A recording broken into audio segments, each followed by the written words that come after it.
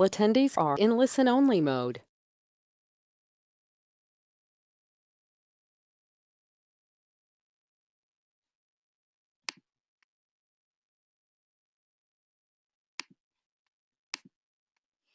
Hello everyone and welcome to the webinar on how to reduce over-servicing.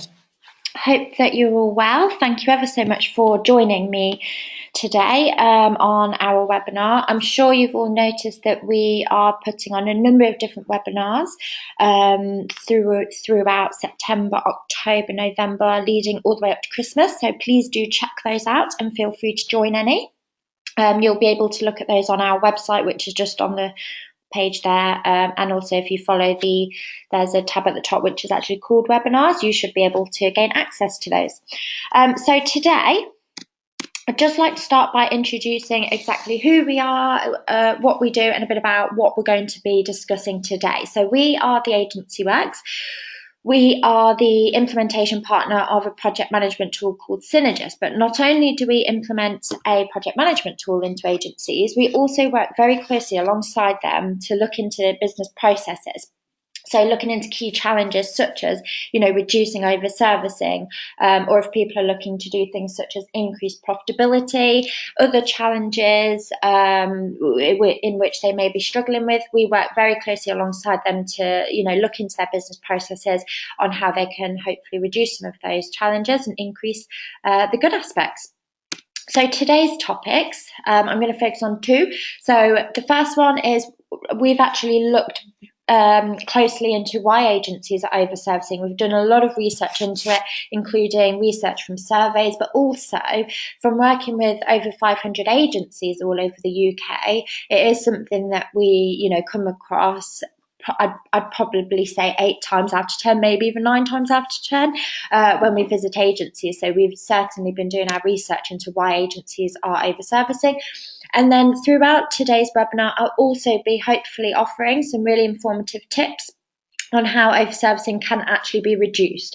So first of all, we'll look into why, and then we'll look into how it can be reduced. So just before I go into reasons why, I mentioned that we've put out a number of surveys which look into challenges that agencies face.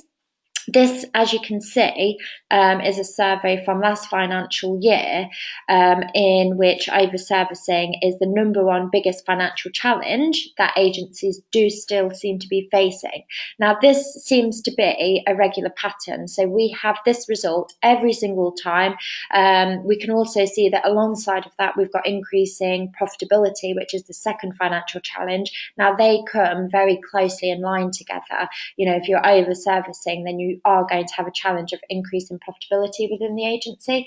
So if you are able to reduce some of that over-servicing, hopefully that will start to increase profits as well. So they do come very closely hand in hand.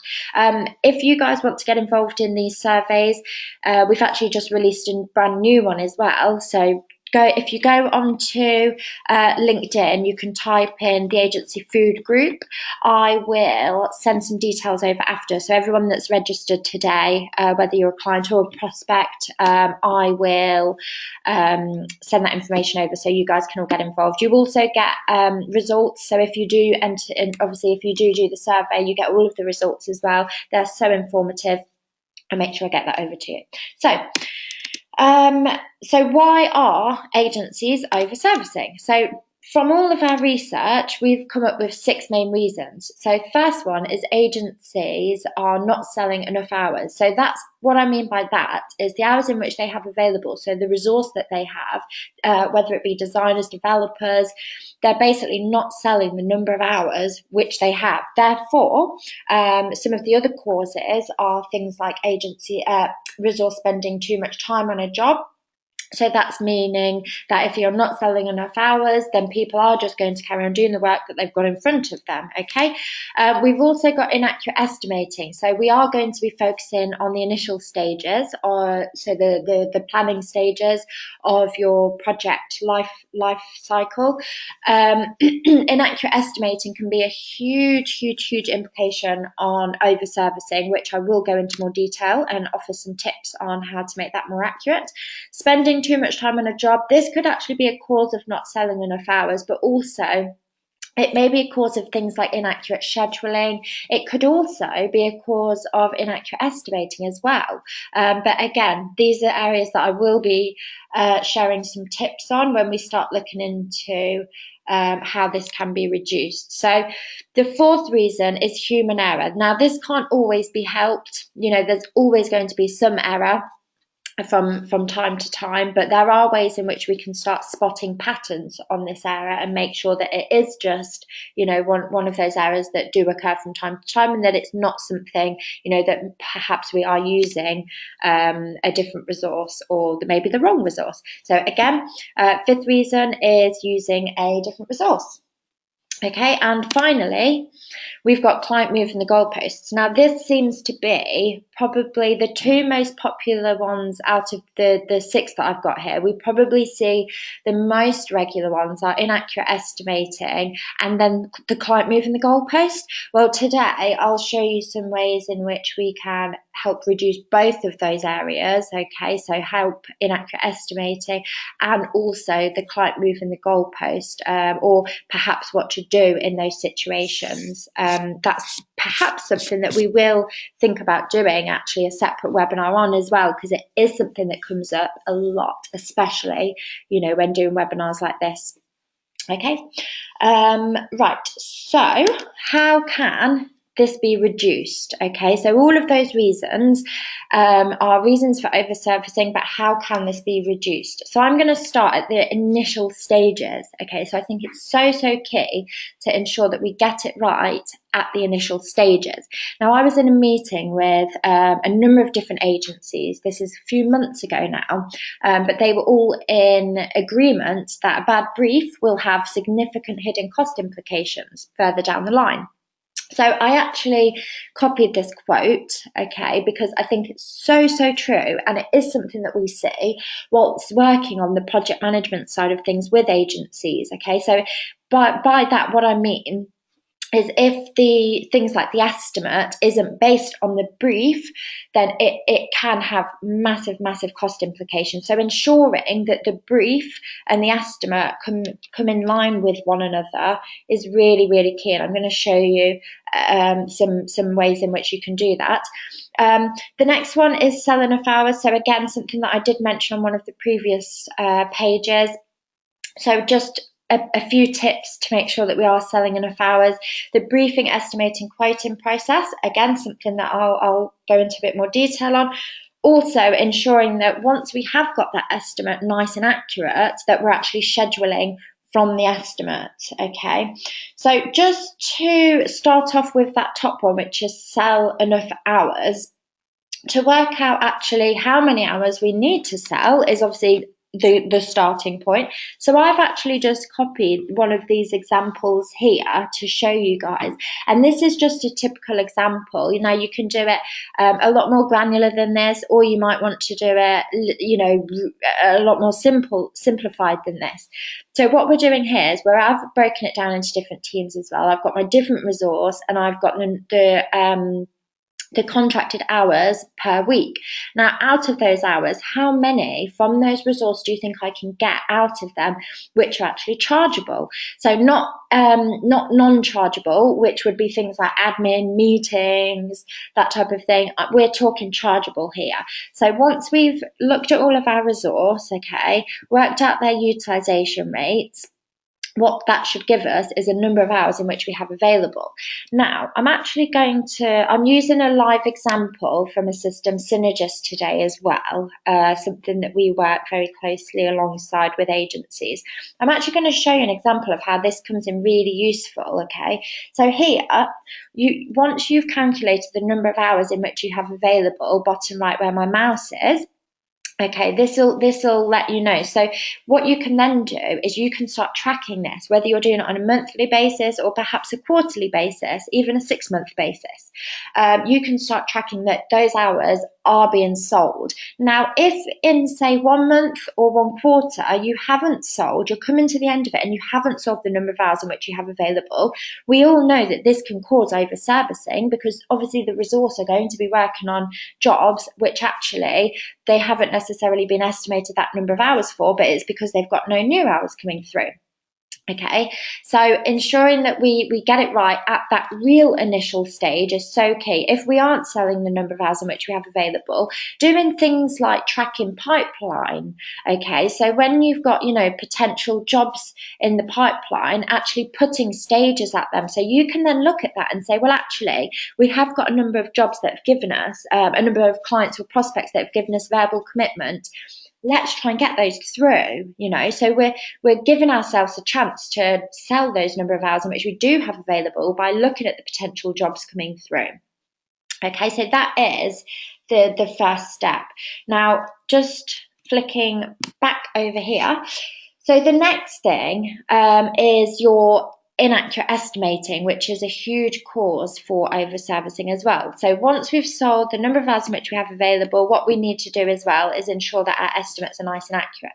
Now, one thing that I would always recommend, and a lot of our agencies do, and they see such a difference by doing it this way, I'm sure some of you are already doing it this way, but is to ensure that you have a separate estimate to the quote. So your estimate should be your internal budget based on the client's brief. So going back to how that can have serious cost implications, okay, if you do have a bad brief. So ensuring that you get as much information out of the client as possible at this stage, okay, so they come to you and they say, okay, this is what we would like from you. So you then go away and build your estimate. This is based on that brief. So this is your internal, right? If they want that, this is what we should, this is the number of hours. This is what it's going to cost us. This is what we should be charging based on all of our resource rates, okay? Excuse me. The estimate, the quote is then your commercial. What are we going to sell it for? So sometimes that estimate, we send the quote exactly the same and it gets approved, and that's all good. But sometimes we need to manipulate it for like new business purposes, or perhaps we want to add a bit of discount. Perhaps we want to add a bit of value because we under or over recovered with that particular client, say last month on a job, and we're aware of that. So doing things like any manipulation, that should always be done in the quote. The reason that should always be done in the quote and not the estimate, I'll give you an example of something that we used to see quite a lot. So the client comes to us, they give us this brief, okay, of what they want. Somebody built an estimate, okay, and then they come back and they've got a budget that doesn't necessarily match that brief. So rather than rather than kind of, okay, that's fine, we'll change that in the quote, what people would do is they'd start reducing hours to fit in with the budget, when actually that's fine. If we're going to do that work, unless we're changing the brief, then we still need that number of hours. So what we should never do is reduce the number of hours to fit into a budget. We should always keep that separate within the quoted, the client-facing area. Our estimate needs to be a true reflection of what is needed. Now, the reason that should be a true reflection of what is needed is because another way in which we can do things like help reduce the spending too much time on a job, any human error, and also using a different resource. A few of those reasons in there that I said are reasons for over servicing is because here's an example of a scheduling type tool. So at the bottom here, what's happening is we're actually pulling our estimated hours, if you can see where my mouse is here, from all of those jobs, okay, that have been promoted into live jobs. So what we need to make sure is that our estimate is really, really accurate based on what's needed from our resource. So then we're scheduling an accurate number of hours, okay? So we're giving the resource the ability to do it in the right amount of time, okay? So that will make the resource less likely to spend too much time on the job because they've been given the correct number of hours in the first place. Excuse me. It will also help you to reduce the occurrence of using a different resource. So if we've estimated that resource, actually, if we're putting our estimates together really nice and accurately, we should be able to get some really nice and accurate capacity plans. And if we've say if we keep getting, I don't know, a junior designer to do a senior designer's estimated hours, well, actually, maybe we just need to get another senior designer, okay? Or we need to start estimating for the junior rather than the senior. Okay, so you can start spotting patterns and just making things a lot cleaner, a lot more accurate. All of this will help to reduce over servicing. It will also help to reduce the client moving goalposts because you can start identifying patterns. So you know, well, we've done our estimate accurately based on what the client has told us they want. We've then scheduled to our resource, okay, accurately, because we've taken the hours from the accurate estimate, given that to the resource. The next thing is our job tracking side of things. So this is how we start identifying if we are over servicing, why are we over servicing, and potentially what can we do about it. So one thing is to record time daily against jobs. Okay, so if time is being recorded daily, if one of those reasons do occur, say actually the clients moved the goalposts and they, requested something last minute, so actually rather than spending, I don't know, let's say a couple of hours on it in one day, we may have spent the whole day doing it. Well, if we record time daily, the next day we should have, visibility of that. So potentially we can do something about it. Potentially someone can contact the client and, say, well, this is what we originally estimated based on your brief. This is actually what has happened, and these are the reasons why.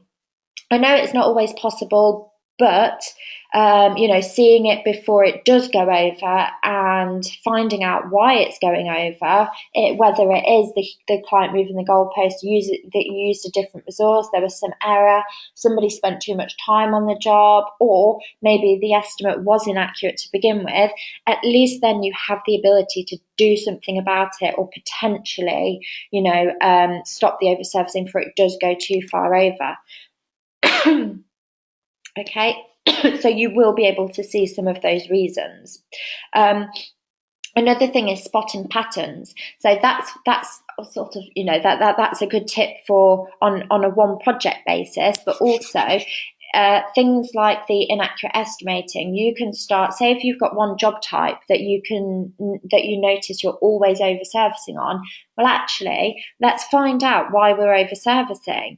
And if we're estimating accurately and we're giving the resource the time, okay, from the estimate, they're recording time each day, but still every time it goes over, perhaps what we need to do is just update the estimate. Okay, so if somebody's taking 10 hours on a job every single time on the same job, a different resource does it, they also take 10 hours. Let's put in 10 hours rather than setting ourselves up to fail by putting in, say, 5 hours each time. If it's taking 10 hours, let's put 10 hours in. Whether we charge 10 hours or we charge 5 hours, in the estimate, 10 hours should go in there. Okay, here's a good example actually of some a nice view. I know we've only got a couple of minutes, so we'll try and get through this quickly, but this is a nice view actually of a kind of a job tracking type tool. I'm sure you guys are, whether you're using Excel tools, a project management system, having something like this is so useful, almost like a traffic light system. So along the right hand side here, I've got all of my jobs, and I'm actually highlighting here with this traffic light thermometer saying how far through the budget am I. So if we've estimated 100 hours for a job, and let's say 50 hours have been recorded, it's going to show that we're 50% of the way through our budget. What we can then do is we can start going into the job and saying, right, we're 50% of the way through the budget. Are we 50% of the way through the hours, or have we spent the first 50% in the first phase? And if you go in, you should then be able to, and again, whether you're using a tool or Excel, you should be able to go in and say, well, we estimated 7, they've spent 6 hours, 15 minutes. Or this one, we've estimated 15 hours, but actually 21 have been recorded. Let's find out why. Let's identify why. Let's gain that visibility. If it is the client moving the goalposts, let's go back and let's look at conversations. Let's see sort of, why that happened. Also, I can show you an example here of this is our internal estimate, and then this is where we would have our separate quote. So if we needed to change the value, this is where we would do it. Okay, so our estimate is our internal. This is how long this is how long we need. This is who we need. The cost, the charge, and then the quote is what are we going to sell it for? Okay, so just to thought I'd show you that to get a bit more of a visual view. So the job tracking is really, really key as well, to start kind of looking at, okay, well, now we know why, let's see what we can do about it. Okay, so let's spot some patterns. So just a nice summary of the tips that hopefully you guys have gained from today's short webinar. So the first one is a bad brief and estimate will have significant hidden cost implications. If there's anything that you take away from this, having a separate estimate to the quote, okay, or ensuring that your estimate is accurate at those initial stages, maybe even get some of the designers involved in that process to ensure that they are nice and accurate, or tracking your estimate versus your actual to make sure that, the accuracy keeps improving on those estimates. That will be a massive, massive help for over servicing, okay, because it does have hidden cost implications, as we've seen in, a number of agencies. Like I mentioned there, communicating at the planning stages, input accurate information into the business. So ensuring that we're scheduling the number of hours from the estimate. Once we've got that nice and accurate, ensure that we're recording time daily. Then we have the ability to gain that visibility on if we are and why are we. Perhaps we can do something about it before it does go over. Sell enough hours. So I guess that's, again, kind of even before the estimate, our initial stage is work out how many hours do we have available within the agency. Let's make sure we are selling them, because that can also have hidden cost implications. It may seem like everyone's really, really busy. Let's make sure they're busy doing chargeable work, okay? And they're not actually, they're doing work that we can't actually charge for. And if they are, let's figure out why. Track time and notes against jobs, clients, and staff. This will enable you to start spotting patterns as well. So really, really key. So that's all from me today. I hope that you found it informative. I'm always really, really, really grateful to get any feedback. So if you have any feedback, please do drop me an email with that. I'd be I'd be ever so grateful for that, and it would be much appreciated. If there are any areas that you'd actually like me to go into more detail on that I've covered today, again, please do let me know. And it's something that we always consider, for webinars coming up. Also, please do visit our page for any more webinars. I've also recorded today's webinar, so if you'd like me to send a recording, just let me know and I can pop that over to you. Have a lovely rest of the day, and I hope that you're all looking forward to the weekend, and hope to speak to you soon. Thanks ever so much.